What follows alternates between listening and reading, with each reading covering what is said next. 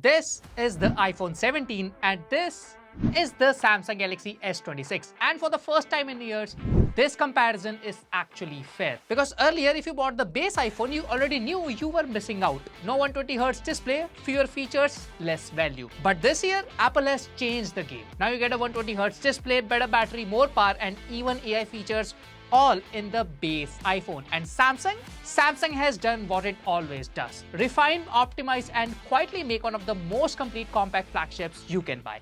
By the way, I've been using the Galaxy S26 from the day it came out, and I've been using the iPhone 17 for the past 5 months. So now the question is not which is better on paper. The question is which one actually makes more sense in real life. Let's break it down, but before I jump into it, if you're new here, I'm Siddharth Malhotra and you're watching Digit, where we bring you detailed, no-nonsense gadget reviews and comparisons.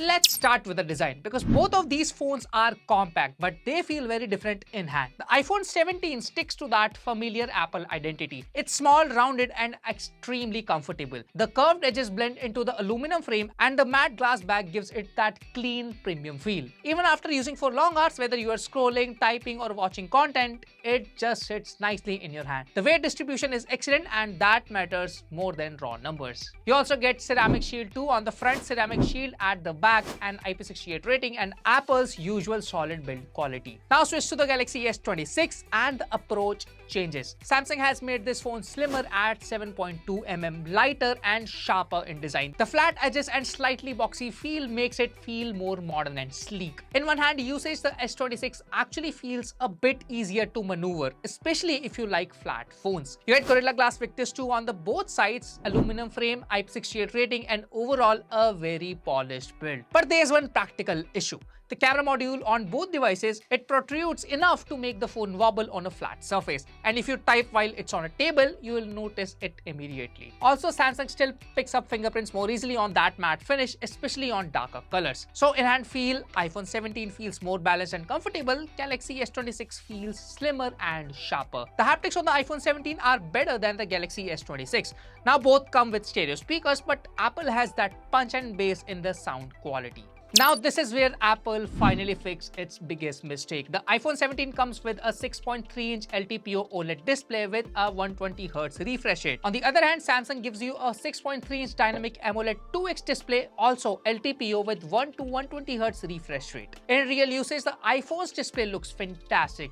HDR content looks rich, blacks are deep, colors are vibrant but not overdone, and animations feel smooth. You also get always-on display now, which was missing earlier, but when we tested brightness, things got interesting. The iPhone 17 peaked at around 2160 nits in our testing. Indoors, it's perfectly fine, and under harsh sunlight, it is easily visible. The S26 hit 2650 nits peak brightness, which is higher than the iPhone, and that difference is very noticeable outdoors. In real-world usage, colors look slightly more punchy than on the iPhone, while Apple feels more natural. I watched a couple of web series on both the devices, and both displays looked crisp and gave me an immersive experience. So overall, iPhone 17 finally delivers a flagship display experience, but Samsung still edges ahead in brightness and outdoor visibility. Now let's talk about performance, because this is where things get really interesting. The iPhone 17 runs on the A19 chip, while the Galaxy S26 runs on the Exynos 2600 built on a 2nm process. Both are extremely powerful, but they behave differently. On the iPhone 17, performance is all about optimization. Everything feels smooth, consistent, and stable. Whether you are editing videos, using AI features, or switching between apps, it just works without hiccups. In Android, the iPhone 17 scored around 2.1 million, while the Galaxy S26 pushed significantly higher at 3.1 million. That's a clear lead for Samsung in raw benchmark performance. In Geekbench, the Galaxy S26 scored around 3137 in single core and crossed 10,000 marks in multi-core, which is seriously impressive. The iPhone 17 scored higher in single core with a score of 3770 and 9657 in multi-core. In the 3D Mark Wildlife Extreme test, the Galaxy S26 scored 7201 and the iPhone 17 scored only 4757. In this CPU throttling test, the Galaxy S26 dropped to around 57% stability, which means it reduces performance during long sessions to manage heat, and you can actually feel the phone getting warm after about 30 minutes of gaming. On the iPhone 17, while we couldn't run the CPU throttling test, Apple's optimization keeps performance more consistent. The Galaxy S26 does get warm during heavy tasks or camera usage, but it manages performance in a more stable way overall. Now the gaming part. On the Galaxy S26, BGMI runs at 120 FPS with stable frame rates. However, Call of Duty Mobile supports only 90 FPS but with consistent FPS and great gameplay. Genshin Impact averages around 55 FPS with occasional drops, but the thing is phone gets warm after 30 minutes of intense gameplay. On the iPhone 17, you could play all three games BGMI, CODM and Genshin Impact at 120 FPS with consistent frame rates throughout.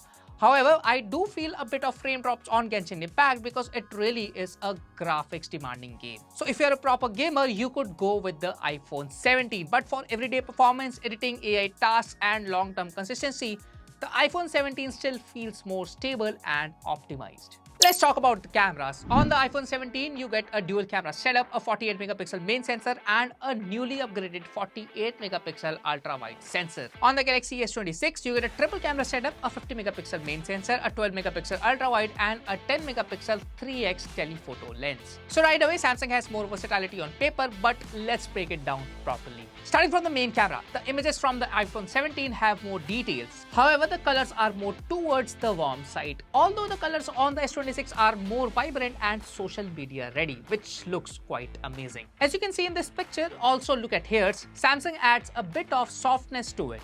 iPhone has that detail and even sharpness. In this picture again, you can see the details, and if you zoom into glass, you can see the supporters clearly. In low light photography, Samsung captures more details and doesn't add any blue tint in the sky, as you can see in this image. In this cinema hall image, Samsung pulls out more details. Now let's talk about the big difference, zoom and portraits. The iPhone 17 is still limited to 2x zoom, which is decent but not very flexible. The Galaxy S26 gives you a dedicated 3x telephoto lens, and that changes things. Portraits look better, background blur is more natural, and you get more flexibility while shooting from a distance. So for portraits and zoom, Samsung clearly has the advantage. Now the ultra-wide camera. This is actually a big upgrade for Apple.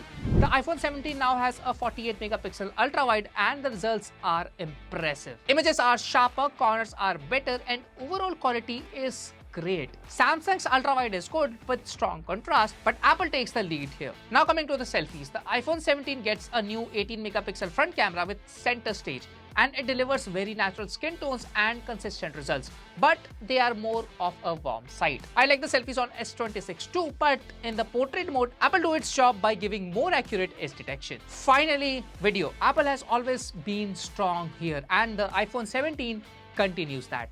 Videos look stable, colors are accurate, and overall consistency is excellent. Samsung, however, pushes specs further.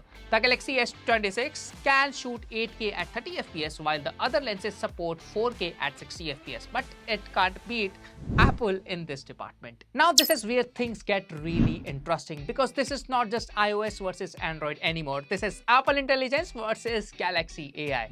On the iPhone 17, you get iOS 26 with the new liquid glass design, and the first thing you notice is how different it looks. It's cleaner, more fluid, and very visually appealing. Animations are smooth, transitions feel polished, and everything just works the way you expect it to. On the Galaxy S26, you get One UI 8.5 based on Android 16. It's also smooth, also polished, but the focus here is not just visuals. It's functionality. Samsung is clearly pushing AI as a core experience. Now let's talk about AI directly. On the iPhone 17, Apple Intelligence gives you features like live translation, visual intelligence, and image playground. These are useful, especially if you are inside Apple's ecosystem, but in real usage, they still feel a bit limited. On the Galaxy S26, Galaxy AI feels more aggressive and more practical. You get Now Brief, which gives you a personalized summary of your day. You get Now Nudge, which understands what you are doing and suggests actions in real time. And then there's improved circle to search, where you can identify multiple objects in a single frame without repeating the process. And honestly, in day-to-day usage, Samsung's AI feels more useful right now. Even in image editing, the difference is very clear. In terms of updates, both are equally strong. Apple offers around 7 years of updates. Samsung also matches that with 7 years of Android updates and security patches. Battery is where expectations were high, especially with 120Hz and AI features. The iPhone 17 packs 3692 mAh battery, which sounds small on paper, but in testing it delivered surprisingly good results. In a loop test, it lasted 22 hours of video playback, which is very excellent. In real-world usage with moderate to heavy use, you get around 6 to 7 hours of screen on time, especially if you charge up to 80%. Now the Galaxy S26 comes with a 4300 mAh battery, which is bigger. In real usage, it comfortably lasts a full day. By the end of the day, you'll still have around 10% left with moderate usage. In PC Mark battery test, the S26 delivered 16 hours and 30 minutes, which is solid but not class leading. Charging on both is honestly underwhelming. Both supports 25-watt wide charging, both take around 1 hour 15 minutes to fully charge, both also support wireless charging. So no major winner here in charging speed, but overall iPhone 17 is more efficient than expected. Galaxy S26 gives you more predictable all-day usage. So here's the real conclusion. The iPhone 17 is no longer the safe iPhone. It's finally a complete one. You get a pro-level display, excellent optimizations, strong battery life, and a very balanced overall experience. But the Galaxy S26 is still more powerful, more flexible, and more feature-packed. Better gaming, brighter display, more versatile cameras, stronger AI. So the choice becomes very clear. If you want stability, simplicity, and a perfectly balanced daily driver, go for the iPhone 17. If you want power, features, and flexibility packed into a compact flagship, the Galaxy S26 is the better pick. Now tell me in the comments which one are you choosing, and if you found this comparison helpful, like this video. Thank you for watching, and I'll catch you in the next one.